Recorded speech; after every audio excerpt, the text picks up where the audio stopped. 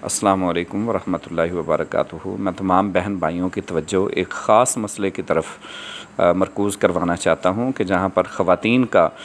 दूध जो है वो डोनेशन के तौर पर यहाँ पर मांगा जा रहा है और उसके लिए सेंटर्स कायम किए जा रहे हैं। ख़ास तौर पर कराची के इलाके में एक सेंटर कायम किया गया है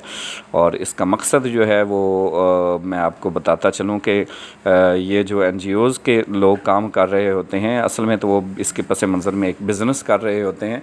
जो कि ख़वातीन का दूध यहाँ से कलेक्ट करके क्योंकि यहाँ पर गरीब गुरबा लोग बहुत ज़्यादा हैं,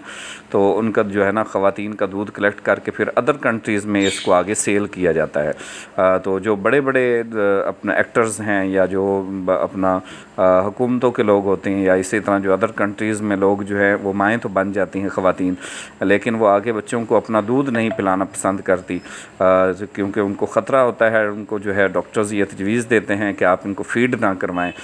वरना आपकी फ़िटनेस आउट हो सकती है और ना उनके पास इतना टाइम होता है उनको फ़ीड करवाने का। तो इस वजह से ये इस पर्पज़ के लिए जो है ये इकट्ठा किया जाता है और उसको जो है आगे इसको सप्लाई किया जाएगा और ये एक बहुत बड़ा जो है ये मिलियंस नहीं बल्कि ये बिलियंस और बिलियंस का जो एक बहुत बड़ा बिज़नेस है और ये एक बहुत बड़ा फितना है जो कि यहाँ पर पाकिस्तान के अंदर अब फैलने के लिए जा रहा है।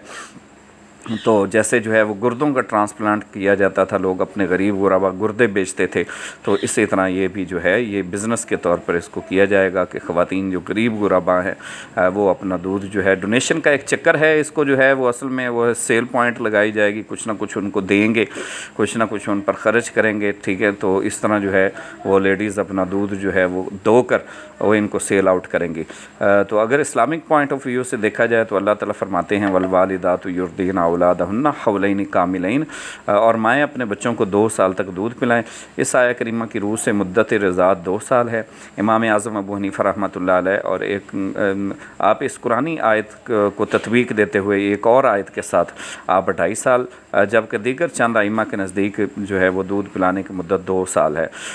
तो अगर जो है किसी अजनबी औरत का दूध कोई पी लेता है बच्चा तो उसके लिए मुद्दत रज़ात साबित हो जाती है 2-2.5 साल के अंदर अंदर। और कुछ आइमा कराम ऐसे हैं कि जिनके नज़दीक अगर जो है वो बालिग मर्द भी अगर किसी औरत का दूध पी ले तो उसके लिए भी मुद्दत रज़ात साबित हो जाएगी। रज़ात जो होती है इसका मतलब ये होता है कि वो उसकी अब रज़ाई माँ बन चुकी है जिसका उसने दूध पिया है। उसके लिए बहुत सारे अहकामात होते हैं, जिस तरह वो उसके साथ निकाह नहीं कर सकता, उसकी बच्चों के साथ निकाह नहीं कर सकता, उसके बेटे बेटी के साथ निकाह नहीं हो सकता, अगर बेटा है तो बेटी से नहीं कर सकता, बेटी है तो बेटे से नहीं कर सकता।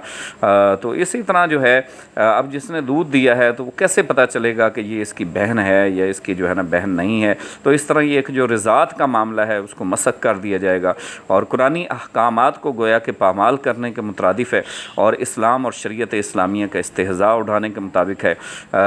जबकि जो है इस्लाम इस बात की तो इजाज़त देता है कि कोई औरत जो है अपना दूध किसी दूसरे बच्चे को पिलाए और उसकी मुर्ज़िया यानी उसकी जो है वो रज़ाई माँ बन जाए, लेकिन